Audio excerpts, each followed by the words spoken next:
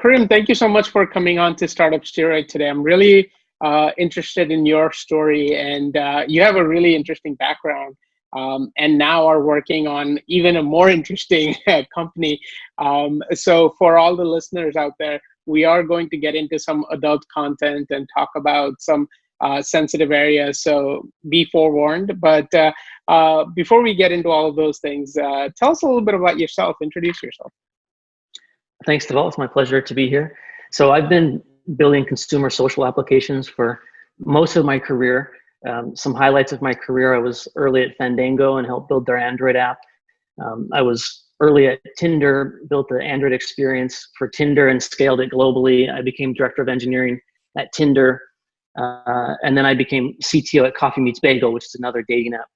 And what I learned at those companies was how to build recommendation engines for people. And so I've taken those learnings and applied it to video, specifically in the adult industry. And now we're working on Pandora, which is a video recommendation engine for the adult industry. Fantastic. So you mentioned two areas in your background where you actually worked on Android specific platforms. Tell us a little bit about those experiences and about what you were actually doing in those companies. Sure. So early in my career, I started as a mobile developer. I actually started building mobile applications like before smartphones, before Android was even a thing. And I transitioned to Android when Android got popular, and got the opportunity to work for some big applications like Fandango and then Tinder. And my role at Tinder started as just building the Android app and building up the Android team. And I became director of engineering there and was responsible for scaling Android globally. And I had more and more influence there as a senior level engineer there. And that propelled me into my role at Coffee Meets Bagel, where I was CTO. And as CTO, I oversaw all of the engineering efforts, including our data science efforts. And I got a lot of exposure there into how to build recommendation engines for people. So the recommendation engines is it an AI? Is it a black box? Like tell us a little bit about what actually goes on in the algorithms that are making those recommendations. Sure. So there's kind of evolutions of recommendation engines.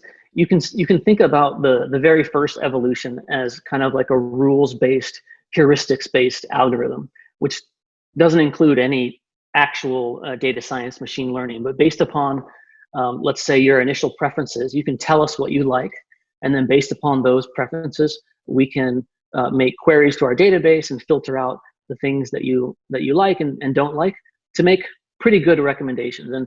And that kind of gets you like 80% of the way there a lot of the times, but it doesn't take into consideration what the community likes, what people who are similar to you like.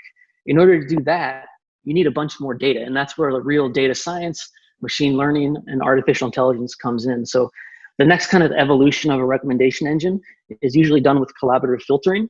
With collaborative filtering, we're taking into account, of course, like everything that you've liked and disliked previously, but also we're taking into account what people like you have liked and disliked previously. And if somebody that's similar to you in their profile has liked something that you haven't yet liked, well, that would probably be a good recommendation to make to you. Right.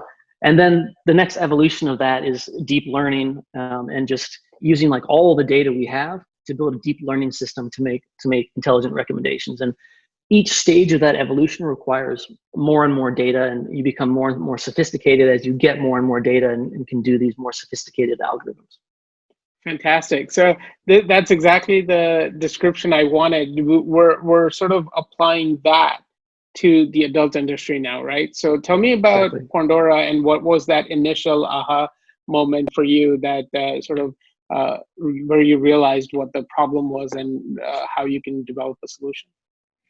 Yeah, so I initially started thinking about Pandora when I was at Tinder, and I was with some colleagues and we're sitting around, and I was thinking like, why can't we apply this novel swipe mechanism, this like dislike, to other things besides people? Why can't we apply something like porn?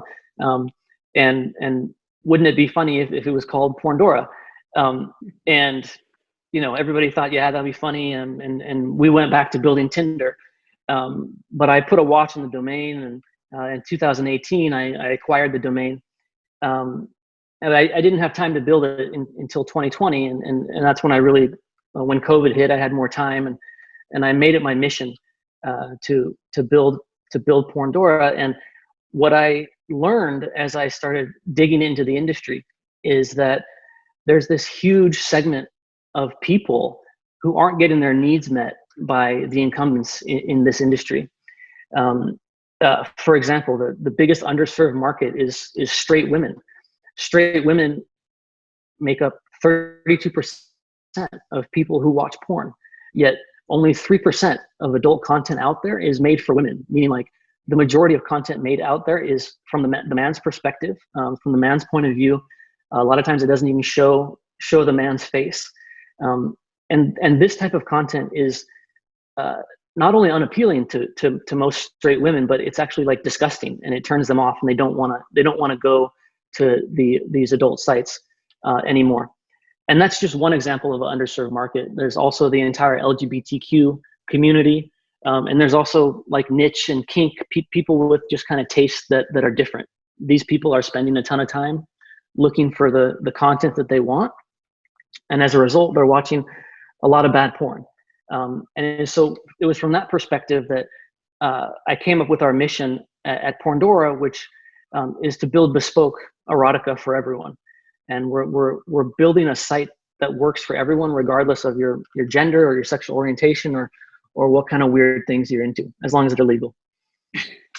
Yeah, that's important. But yeah, so that's really interesting. When we talk about the adult industry and vast majority of the content is focused on one specific sex or one specific area of interest. That's kind of surprising, because I was always under the impression that whatever you wanted, you could easily Google and find. Is that not the case? So tell us a little bit about the industry and how it's sort of structured, where you're really seeing these opportunities. Yeah, so certainly Google, you can find what you want on Google if you search hard enough. The main problem with the existing incumbents is that they don't make an effort to really learn what you like and create a personalized experience and make it easy for you. And that's kind of the heart of our platform. The heart of our platform is our recommendation engine. The goal of our platform is to give you a pleasurable experience, no matter who you are, every time you come to the platform. And we're not just using this recommendation algorithm as the kind of the main form of engagement.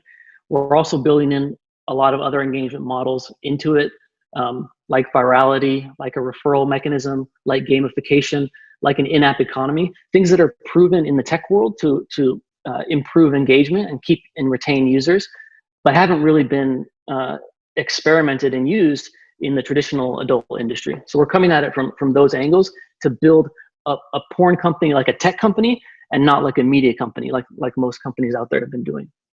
Fantastic. So that's really interesting. So you're not really focused on the content, right? So tell me a little bit about the content side and how you're sort of getting that right now. And then we can talk about future plans as well. Yeah, sure.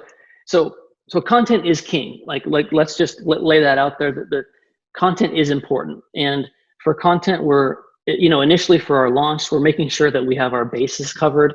When I say our bases covered, like we're making sure that we have content for straight men, for straight women, for lesbian women, for gay men, for trans, for the big major groups of gender and sexual orientation. And then going forward, we're gonna target those areas where we are low in content and based upon what our users are after. Having said that, we're really targeting the major underserved groups right now. The biggest one being, as I discussed earlier, straight females. We're really trying to create an awesome experience for straight females right out of the box, and that's kind of how we're gearing our marketing and our go-to-market strategy. But the larger content strategy going forward is to make sure that we have something for you, regardless of your tastes, and to fill in those holes over time. And I think there's going to be this inflection point where instead of us going out and sourcing content, that content providers and studios are going to come to us, and because they want to get their content featured on Pandora. And then over time, as we learn more and more about the market, we build up this big wealth of data about what people like and where the holes are in the market. Then we'll start producing our own content as well. Pandora exclusives, akin to like Netflix exclusives. That's perfect. So that's essentially the model Netflix followed also over the last 20 years, learning about people's interest by providing content first, and then developing that content in-house afterwards. Exactly. Yeah. Fantastic. So right now, with the content coming in, this is more of sort of why aren't they doing it? That kind of thing. Mm-hmm. If those players already have the content, if they already have viewers that are coming in, why aren't they just trying to do a better job matching the content to the viewers? Explain the opportunity. Yeah. So let's look at the biggest player in the market, MindGeek, which owns Pornhub. Pornhub is the number two most trafficked adult site in the world. And when you look at their network, MindGeek is all about creating a traffic network for all of the sites that are intertwined in their network. And that's how they generate revenue, by basically just bouncing you around to these different sites. And there's no one site in particular, Pornhub being the biggest, where they're making a concerted effort to give you the best possible experience and to personalize your experience. They're kind of just resting on their laurels. They're a $2 billion company. They make $500 million in revenue every year. And so for them, their unique selling point is that, oh, we're the biggest, we have the most content, you can just come to us, right? We're trying to create a personalized experience where when you do come to us, you don't have to search for what you want, and we learn over time, and you have the best possible experience. Fantastic. Okay, so I understand the opportunity now. Tell me how big this. You mentioned straight women as being one of the largest missed group in the adult industry. Tell me about how big that group is and how big all of the other areas are that you mentioned. Maybe gay, lesbian, trans, etc. Yeah. So first off, the entire adult industry is about $100 billion business industry globally. It's 12 billion in the United States alone. Straight women are 32% of that audience. Gay men make up about 10%. Lesbian another 5%. Trans and other kinks and niches are a small percentage, and the rest is all straight men. So does that answer your question? It does. So it's almost 50% of the market that's underserved, essentially. Exactly. Yeah. Okay. So that's a pretty huge opportunity.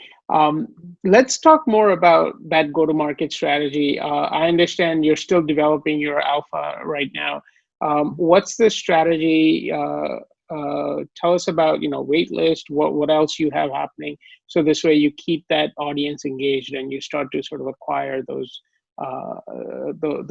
initial users. Yeah. So right now we have a growing waitlist at Pandora.com. If you go to Pandora.com, you can sign up for the waitlist, which will get you access to our private alpha, which we're hoping to launch very soon. Within the next couple months, I'm guaranteeing a private alpha launch here. Okay. And that'll be we'll be taking people off the wait list in the order that they came. It's also a viral wait list, so if you refer people, then you move up the wait list. Oh. And we've been experimenting with some paid advertising to get people to the wait list. We've also been experimenting with influencer marketing to get people to the wait list. Right now, our cost per conversion to get people on the wait list is around $2.50 that it's cost us to get someone to the wait list. And we'll be continuing to experiment with that as we go forward. The current plan is to launch a beta. It will still be private, most likely, a beta end of the year. And the beta will include some monetization. Our service will be freemium, so the first type of monetization will be ads. And going forward, early next year, we'll release a subscription. And so we'll be a kind of complete freemium product at that time. We'll have advertising, we'll have a subscription. If you pay for the subscription, you get an ad-free experience, as well as other perks like access to 4K, access to VR, virtual reality video, access to new releases or premium content, stuff like that.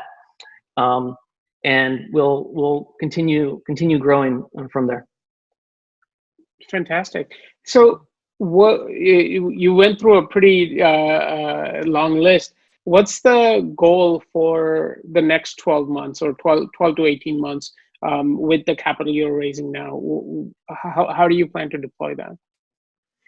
Sure. So we're raising our pre-seed round right now. The goal of this money is to propel us into significant user growth and revenue growth as well. So we'll use it for continued feature development. We'll use it for heavy marketing, assuming that we prove out our kind of LTV to CAC ratio and it makes sense and we have product market fit. We'll start pouring the fuel on the marketing fire. And we'll use it for continued content acquisition as well. Fantastic. Okay. Now tell us a little bit about your team. I understand you already have a few members. Tell us a little bit about that. And are you looking to add to that? What's the plan going forward? Yeah, definitely. So I have a fabulous team. You know a little bit about me. Our head of product, Felicia McCrossan, she is also a product program manager at Hulu. She was also at Walt Disney Imagineering before that, so she's got deep experience in product management and video streaming. Our data scientist, Zachary Ryan, he is currently a data scientist at Microsoft. He was previously a data scientist at IBM. We have a couple developers. Noah Wilson is a backend developer. He's currently a consultant at Mission Consulting. And then Francisco Mercedes is our front-end developer. He's a senior engineer at Reddit. And then Lance Eschliman is our head of design. He's currently head of design at Fan AI, where I worked with him as well. And we have a couple awesome advisors as well. The most important position that we have open right now is a head of marketing, head of growth, head of marketing. I've been doing the marketing. Both Felicia and I have been doing the marketing so far, and we could really use just an expert growth marketer to help us grow. Fantastic. It seems like a very well-credentialed team. So that's fantastic. With this, working in the adult industry, have you seen any pushback from, potential people that you wanted to bring on or investors or anything like that? Definitely. That's part of this industry. I try to make it very clear up front with everybody I talk to, whether they're a prospective employee or an investor, about what we do. So we don't waste anybody's time. We certainly have talked to, people that I would love to hire, who just can't, for whatever reason, just can't work in this industry. And also a lot of investors have no sin policies or no vice policies, right, where they won't even consider investing in anything in sex tech or cannabis or nicotine or alcohol or those things. So there's definitely barriers that we're trying to overcome. And so we have to make sure that, upfront that we're talking to the right people. And that's certainly a challenge. But I think it's, it goes hand in hand with our mission is to build something that works for everybody and to kind of like destigmatize this whole thing. Like the majority of people watch porn. Like most people watch porn, yet most people won't like they're embarrassed to admit it or whatever. So we're just trying to bring that out in the light a little bit too, and make it more of an accepted thing. And isn't it a good thing if we can build a better experience for everybody, no matter who you are? I think that's good for the world, hopefully. Absolutely. No, that's a fantastic mission. Anything, we've gone into a lot of sort of details, but any other overarching ideas that we haven't touched on? Anything you want to cover on this call? I think, you know, we have a great team, and we're building something very interesting. It's a video recommendation engine that utilizes a couple things. It utilizes the metadata that we know about the video, and it also, going forward, we're going to utilize the user behavior that happens when people interact with the video. You know, how long of the video did you watch? Did you rewind the video? Like, there's all these signals about how people interact with video that we can use to make our recommendation engine better and better and better. And we happen to be building a video recommendation engine for the adult industry, but there's also wide applications for this type of video recommendation engine that we could apply to health and fitness videos, or spiritual videos, or self-actualization or coaching videos. So we're actually considering a wider use case for this whole platform. We're just proving it out in the adult industry. That's really interesting, because obviously there's enough audience and enough content there to sort of train your AI, and then you can let that AI loose on any of the other sectors that you mentioned. So that's fantastic. Thank you very much for that. Now, for Pandora and then other industries that you get into, what's sort of the big vision? What's the 5-year, 10-year? Where do you want to be with this company? Yeah, so we're trying to build a unicorn here. We've in our financial model, we've set a path to become $1 billion company in 5 years, and that's what we're going after. You know, there's a few billion-dollar players in this industry, and we think we have the team and know-how to be just as good, if not better, than those companies. So that's what we're going after. I think it's very likely that we get acquisition offers along the way, and if any of those are super attractive, then, you know, we'll probably consider them. Fantastic. No, this is awesome. Thank you so much for coming on today and sharing your story with us. I really appreciated learning about your background and about what you're trying to do with Pandora. And hopefully we can make the right connections through the interview and through the platform for you to more investors. So thank you again for coming on. Thank you, Deval. I really appreciate the opportunity. Absolutely.